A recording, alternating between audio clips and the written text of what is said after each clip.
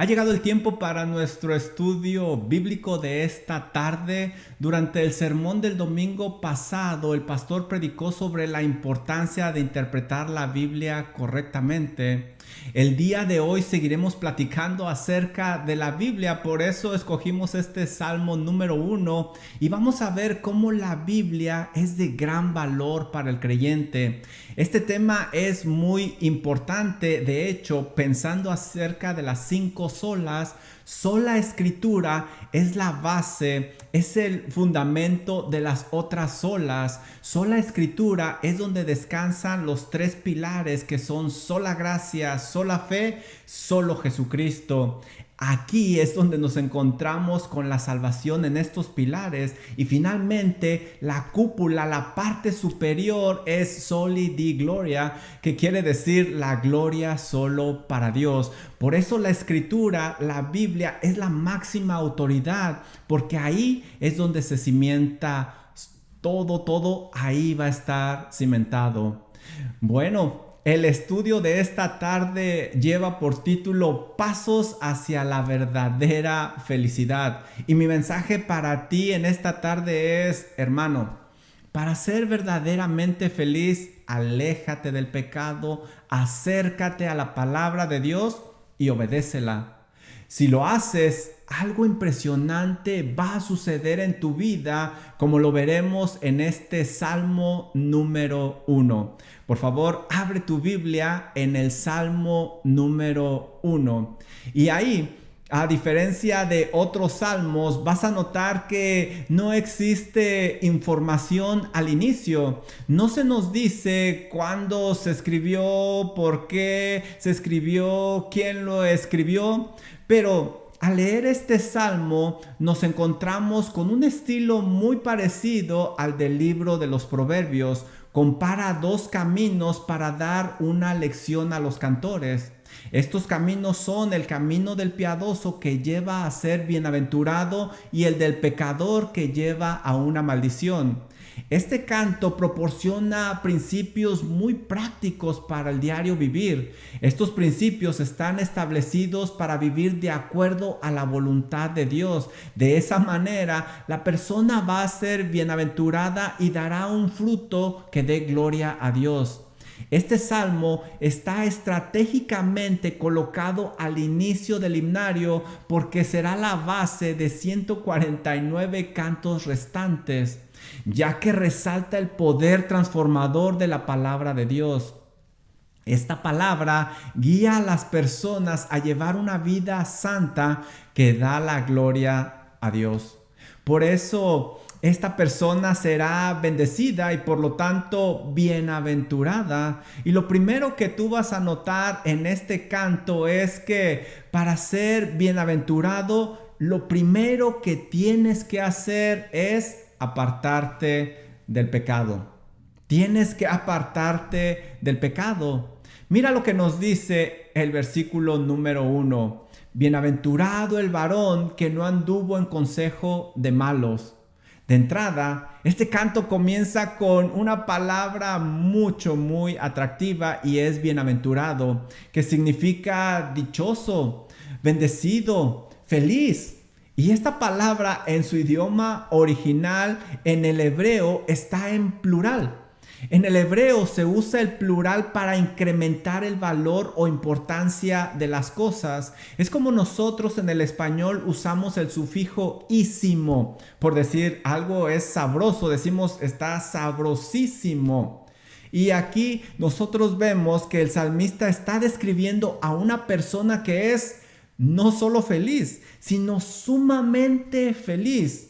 Y mira, el salmista comienza el canto de esta manera muy atractiva. Esta palabra impulsa a hacer algunas preguntas, como por ejemplo, ¿quién puede ser bienaventurado? ¿Cómo llegar a ser bienaventurado? Y a partir de la siguiente frase, el canto se enfocará a contestar estas preguntas y otras más.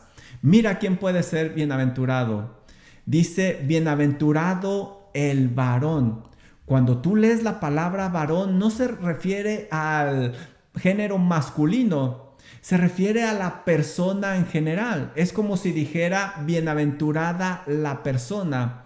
Esto es de aliento porque no está haciendo divisiones de clase social o económica o de edad o de género. Bienaventurada la persona. ¿Y qué más dice? Bienaventurado el varón que no. El salmista comienza indicando una acción negativa que se debe de dejar de hacer. En lugar de decir algo que se debe de hacer, el salmista prefiere comenzar el salmo diciéndonos cosas que no se deben de hacer. Esto nos indica que el salmista da por hecho que el camino del hombre está rodeado de maldad, porque dice, bienaventurado el varón que no anduvo en consejo de malos. Y esto mismo lo leemos nosotros a través de la Biblia. Por ejemplo, Salmo 119:9 nos dice, ¿con qué limpiará el joven su camino? Con guardar tu palabra. Y es que el camino del hombre está sucio. Hay que apartarse de él. Debes de tener cuidado porque vivimos en un mundo donde nos rodea la maldad. Y el propósito que tiene es el de destruirnos. Revistas, anuncios, televisión, medios sociales, malas influencias, etcétera. Debemos de evitar todo esto que nos va a dañar nuestra relación con nuestro Dios. Por eso el Salmo comienza diciendo que debemos de apartarnos. Bienaventurado ¿quién? El varón que no anduvo en consejos de malos. Este hombre no escucha los consejos de esta gente pecaminosa y esto implica varias cosas. Que la persona tarde o temprano va a necesitar de un consejo. Todos necesitamos consejos. Y sabes, si necesita un consejo, esto quiere decir que se va a encontrar en una situación donde necesita tomar una decisión importante. Y cuando se busca un consejo es que no se tiene claro lo que se va a hacer y se requiere de la ayuda.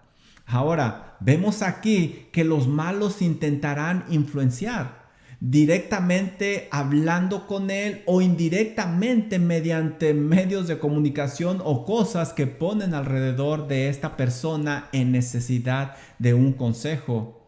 Pero ¿sabes? Yo leo aquí en este canto que la persona tiene la capacidad de distinguir ese mal consejo que viene de los pecadores.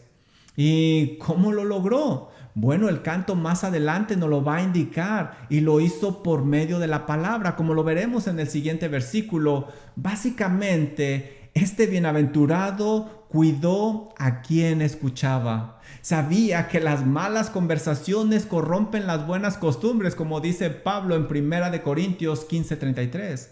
Por eso, si tú quieres ir en el camino de la verdadera felicidad, tienes que tener cuidado a quien escuchas. Cuida a quien escuchas. Pero, ¿cómo saber cuando es un mal consejo? Bueno, pues lo que tenemos que hacer es observarlo a través de la palabra de Dios. Debemos de ver de quién viene. El malo simplemente te dirá lo que quieres oír. Te dará básicamente por tu lado. Por ejemplo, leemos en Proverbios 16:29, el hombre malo lisonjea a su prójimo, le dice lo que quiere oír y le hace andar por camino no bueno. Ese es el malo, así habla el malo, esa es la motivación del malo. También el malo no va a tener la capacidad de discernir correctamente como Dios lo pide. Dice Proverbios 28:5, los hombres malos no entienden el juicio, mas los que buscan a Jehová entienden todas las cosas. Estos van a dar el consejo venido de la palabra de Dios. Pero, ¿cómo saber cuál es un buen consejo? Mira, como lo he dicho, analízalo a través de la palabra de Dios. Un buen consejo tiene que venir de la Biblia, pero el mal consejo viene de la experiencia humana o de otras cosas más. Vendrá el buen consejo de alguien que te quiere cuidar, te quiere proteger, quiere que tengas una buena relación con Dios. Por ejemplo, lo leemos en Proverbios capítulo 3, versículo 21. Vemos a un padre aconsejando a su hijo y le dice: hijo mío, no se aparten estas cosas de tus ojos, guarda la ley y el consejo. Y más adelante, versículo 24, mi hijo, cuando te acuestes, si sigues estos consejos bíblicos que vienen de la ley de Dios, no tendrás temor, sino que te acostarás y tu sueño será simplemente grato. Vas a poder descansar. Pero el mal consejo no será a la manera de Dios. Mira, un buen consejero, un buen consejo te va a mostrar la verdad, aunque esa verdad duela. Dice Proverbios 27:6, fieles son las heridas del que ama, pero importunos los besos del que aborrece. El mal consejo te hará simplemente sentir bien por un periodo de tiempo pequeño. No escuches los consejos de los malos, por muy atractivos que parezcan, al final serán fatales y el precio que tú vas a pagar será muy alto. Recuerda que el tomar un consejo mundano puede acarrearte terribles consecuencias. Mira lo que nos dice el salmista: bienaventurado el varón que no anduvo en consejo de malos, ni en camino de pecadores. Ahora, no solo la persona bienaventurada no escucha a los malos, tampoco anda con ellos en su modo de vida. El camino, cuando leemos la palabra camino, habla de una dirección, una senda a seguir. El camino de los malos está lleno de mentiras, hurtos, perversión, y en su final hay un gran dolor. El hombre bienaventurado no tiene esta forma de vida pecaminosa que tienen los malos. Esto es muy importante porque implica que tiene una relación personal con Dios y sabe distinguir este andar, estos caminos. Y yo te pregunto, ¿qué muestra tu forma de vivir? ¿Qué es lo que te gusta? ¿Qué es lo que te entretiene? ¿Dónde pasas tu tiempo? Porque eso indicará claramente en qué camino andas tú. Y si no es el camino de la vida, no esperes encontrarte con la verdadera felicidad. Al final pagarás un precio muy alto. Mira lo que nos dice también: bienaventurado el varón que no anduvo en consejo de malos, ni en silla de escarnecedores se ha sentado. Ahora el salmista usa otra palabra para describir a los malos y les llama escarnecedores. Este tipo de personas son las que se burlan de los demás, los humillan, los quiere hacer sentir mal. No hay humildad en este tipo de personas. De hecho, tienen muy en poco las cosas sagradas de Dios. Y este tipo de personas tienen características muy particulares. Son soberbios y presumidos. Por ejemplo, entre muchos ejemplos que encontramos en la Biblia, dice Proverbios 21:24, el escarnecedor es el nombre del soberbio y presuntuoso que obra en la insolencia de su presunción. Este tipo de personas son muy problemáticas. Dice Proverbios 29:8, los hombres escarnecedores ponen la ciudad en llamas. Cuidado con ellos. Al final los escarnecedores van a ser humillados, nos lo dice Proverbios 3:34. Y yo te pregunto, ¿cómo ves a los que te rodean? Si no lo haces con humildad, como el Señor nos lo pide, no llegarás a ser bienaventurado, como podemos ver en este canto. Ahora, si pusiste atención, dice que este hombre bienaventurado no se ha sentado. Es decir, no se siente cómodo en esta forma de vivir con los escarnecedores. El sentarse nos habla de una posición donde nos sentimos cómodos, donde se disfruta, se descansa, pero el bienaventurado no se siente cómodo con esta forma de actuar y tiene que evitarla. Hasta ahorita nos ha dado lecciones muy valiosas y prácticas este salmo. Para ser bienaventurado o muy feliz, debemos de apartarnos del pecado. Pero también tenemos que hacer otra cosa. Nos apartamos del pecado y ¿a qué nos acercamos? Nos tenemos que acercar a la palabra de Dios. Mira lo que nos dice el versículo número 2. Sino que en la ley de Jehová está su delicia, y en su ley medita de día y de noche. ¿Te fijas? Esto es algo muy importante. El bienaventurado va a estar deleitándose en la palabra de Dios. Aquí dice que en la ley. Y esta palabra ley en su idioma original, el hebreo, es la palabra Torah. Y significa instrucción, dirección. Era el conjunto de leyes y normas que regían la forma de vida del pueblo de Dios. Esta palabra se usa en la Biblia para hacer referencia a los 10 mandamientos, al Pentateuco, que son los 5 primeros libros de la Biblia, también a toda palabra de Dios. Básicamente, lo que nos está diciendo el salmista, que todo este consejo viene de Dios y nos va a llevar a ser bienaventurados. ¿Qué hace la persona bienaventurada? Bueno, en la ley de Jehová está su delicia. ¿En la ley de quién? No habla cualquier ley o cualquier conjunto de instrucción, sino en la ley de Dios. Existen muchas leyes con una buena intención y grandes preceptos, pero ninguno de estos se compara con la ley de Dios. Hay aún personas que hacen su propia ley. Y esta persona, este bienaventurado, encuentra ahí su delicia en la palabra de Dios. Ahí encuentra la felicidad, encuentra placer cuando la está leyendo, cuando está meditando.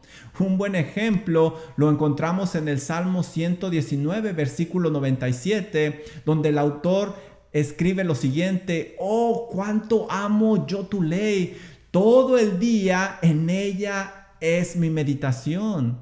Y sabes, no solo lee la palabra, sino que obedece la palabra. Como dice Juan 14:15, si me amáis, guardad mis mandamientos.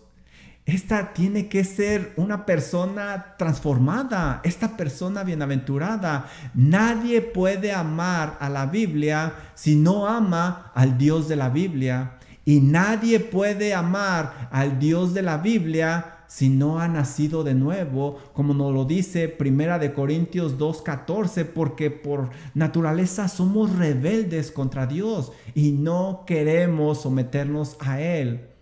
Si quieres ser verdaderamente feliz, deleítate en la palabra de Dios. Esto te alejará del pecado y te acercará cada vez más a Dios. Y nuevamente, vamos al Salmo 119. Es un gran acróstico escrito por alguien que se deleita en la palabra de Dios. ¿Y por qué se deleita en la Biblia? Porque limpia el camino de maldad, como lo leímos anteriormente. ¿Con qué limpiará el joven su camino? Con guardar tu palabra. Lo libra de muchos problemas. También la Biblia nos ayuda a no pecar. Dice el versículo 11, en mi corazón he guardado tus dichos para no pecar contra ti. También la Biblia nos provee alegría. Dice el versículo 16, me regocijaré en tus estatutos, no me olvidaré de tus palabras. También la Biblia nos ayuda a apreciar las maravillas de Dios. Vamos a ver la vida con otros ojos, la vamos a ver de una manera muy diferente. Dice el versículo 27, hazme entender el camino de tus mandamientos para que medite en tus maravillas. También la Biblia nos ayuda a ser justos. Dice el versículo 40, he aquí yo he andado en tus mandamientos, vivifícame en tu justicia. La Biblia da libertad. Versículo 45 dice, y andaré en libertad porque busqué tus mandamientos, vas a sentirte libre. También, cuando es necesario, la Biblia te va a dar un gran consuelo. Y te lo digo por experiencia. Versículo 50 dice: ella es mi consuelo en mi aflicción, porque tu dicho me ha vivificado. Y podemos seguir, es algo increíble, impresionante. Y la pregunta para ti es: ¿por qué no lees la Biblia? ¿Por qué no lees la Biblia? No tienes idea de lo que te estás perdiendo. Sin ella no vas a alcanzar la verdadera felicidad.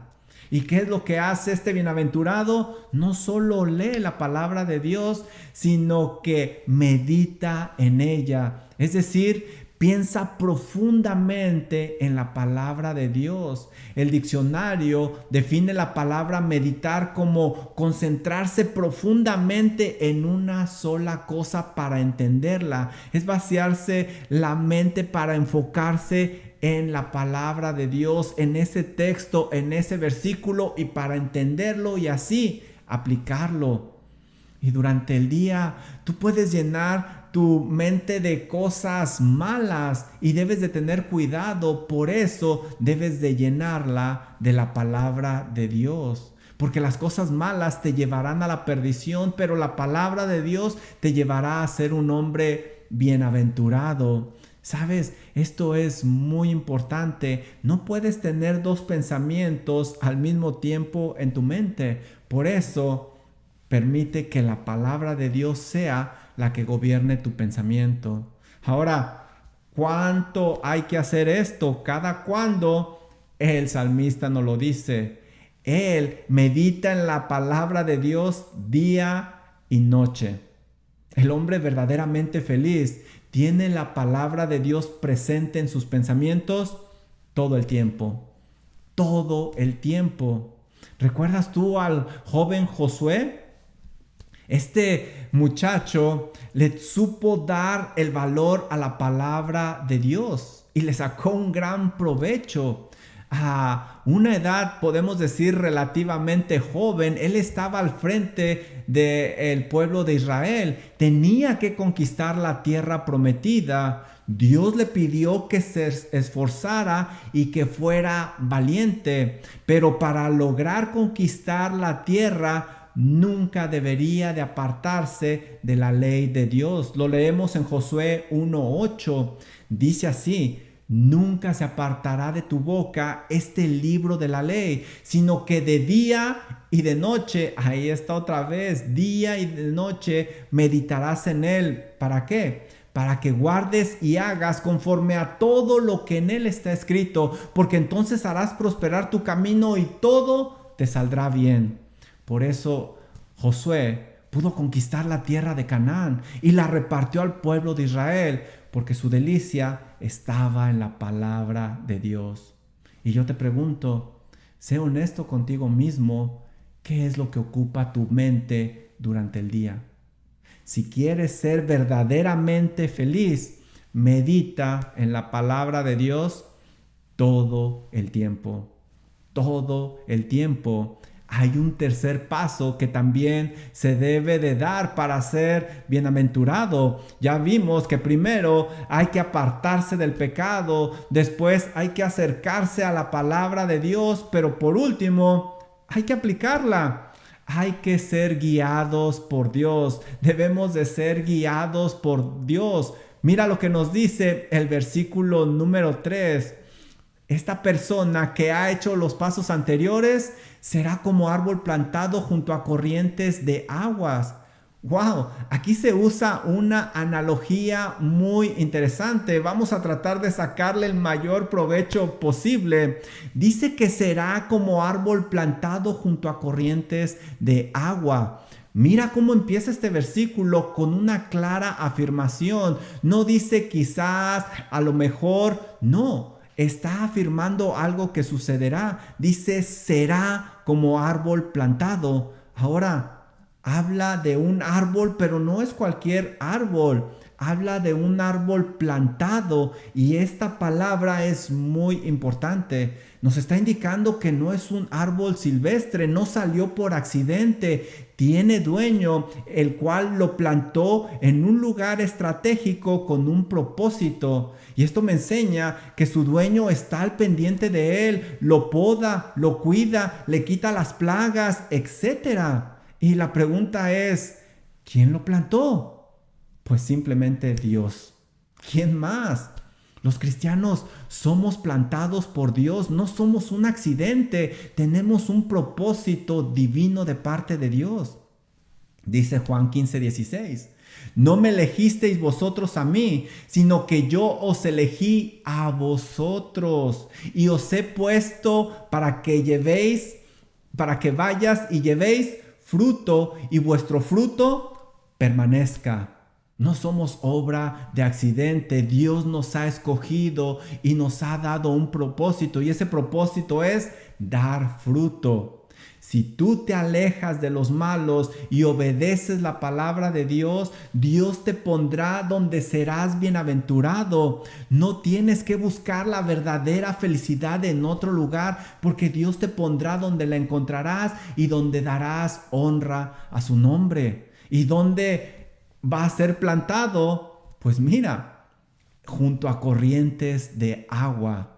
¿Qué me está diciendo esto? No importa el clima, la estación del año, los vientos, las tormentas, este árbol siempre permanecerá porque está junto a aguas y en el contexto estas aguas son la palabra de Dios y obviamente va a echar raíces muy grandes, muy fuertes.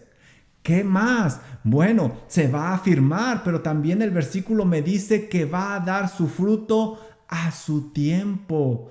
Piensa en este árbol. Un árbol junto a corrientes de aguas es puesto para ser de bendición a los demás, no nada más a él. Esto es algo interesante porque un árbol de este tipo da sombra.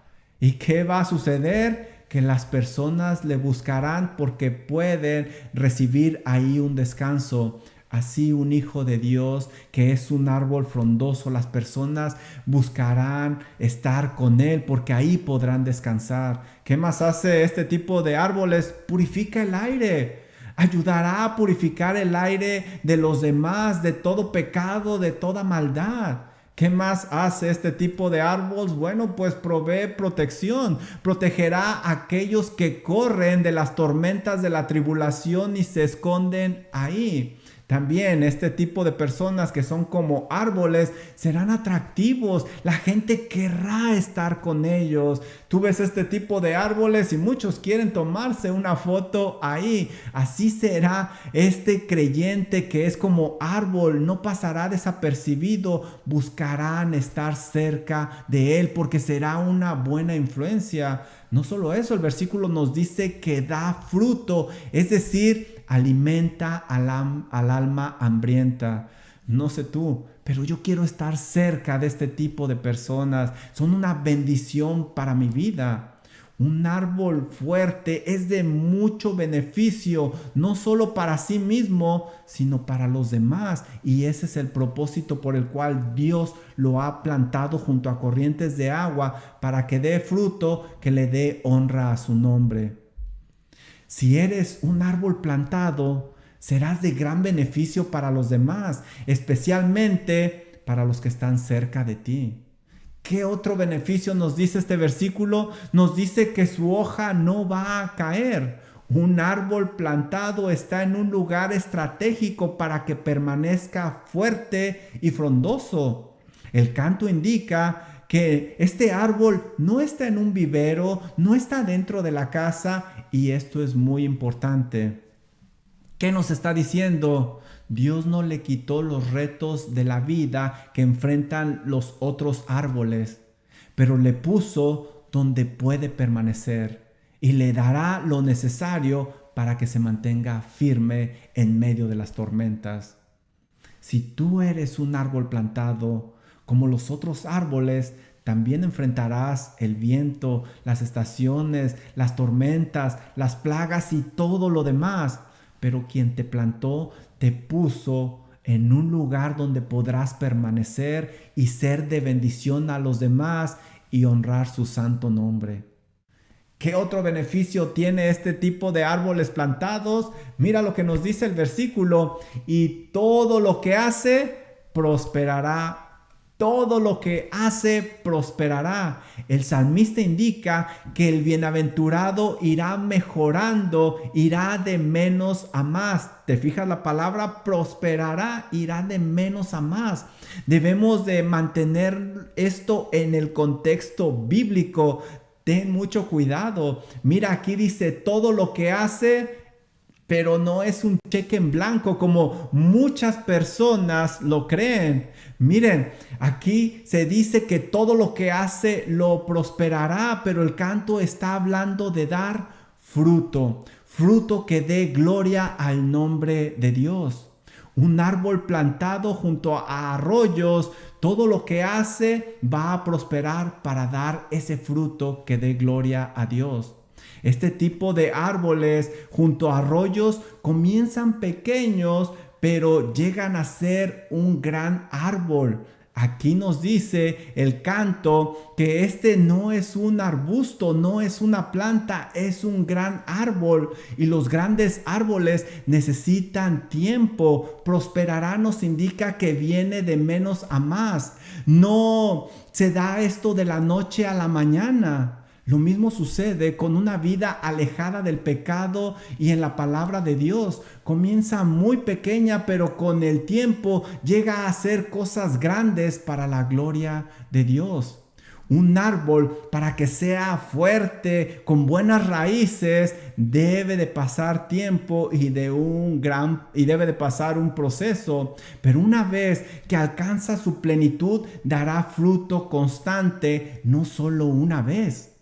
Se dice que se requieren solo 2 meses para obtener calabazas, pero estas son plantas muy pequeñas y débiles, mientras que se requiere de 100 años para obtener un roble, el cual es un árbol sumamente fuerte.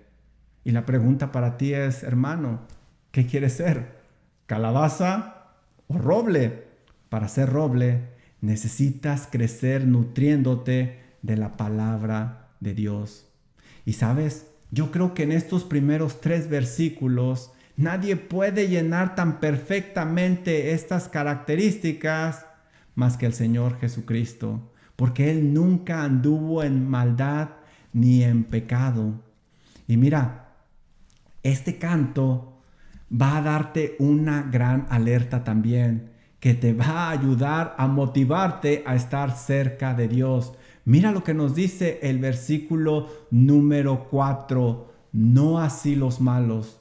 Todas las bendiciones que describimos anteriormente no son para los malos, que como el tamo que arrebata el viento. Van a ser como tamo, van a ser como esa paja que se lleva de un lado a otro. A los malos no les sucederá como al hombre bienaventurado, les sucederá todo lo contrario. Este hombre malo no es bienaventurado, su felicidad será temporal. Él va a andar en consejo de malos que más tarde le meterán en problemas. Él va a estar cómodo con los escarnecedores. Él no va a apreciar la palabra de Dios ni al Dios de la palabra. Él será muy inestable, impredecible, no hay fruto en él, va a ser como tamo. ¿Y qué es tamo?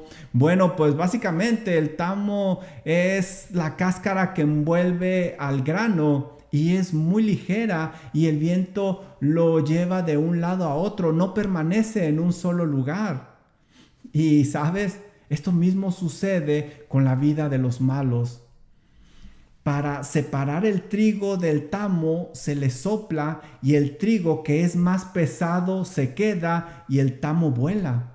El tamo o cáscara no tiene ningún valor en sí. Su valor solo dura mientras está con el trigo y no está con el trigo más que un periodo de tiempo muy corto. El malo es como este tamo. no sirve para nada, no tiene peso moral que lo mantenga firme, no tiene valor en sí mismo, es movido por cualquier viento de doctrina, no tiene convicciones, su vida es inestable, es frágil, tiene un futuro y un final incierto. Este tipo de personas son los que edifican sobre la arena. Está junto al grano, pero como te digo, es por un periodo muy pequeño. Y el canto nos está alertando para que no tomemos ese camino que lleva a la perdición. Versículo número 5. Por tanto, no se levantarán los malos en la congregación de los justos.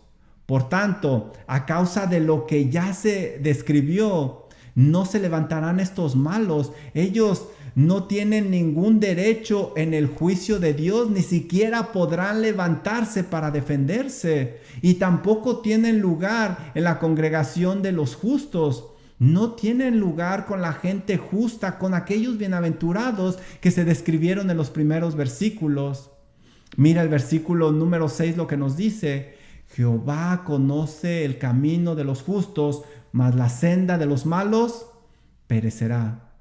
Dios está consciente de lo que está sucediendo en la vida de los justos y de los malos. No hay nada que se pueda ocultar ante los ojos de Dios, ya que Él es el que pesa los corazones. A su tiempo Dios dará a cada hombre según sus obras. No se puede engañar a Dios. Él sabe quién es bienaventurado y quién no lo va a ser. Pero sabes, para ser bienaventurado, lo primero que tiene que suceder es que Dios lo plante, como lo vemos en este canto. Y para ser plantado, se debe de nacer de nuevo. Se requiere de una nueva semilla diferente a la pecaminosa.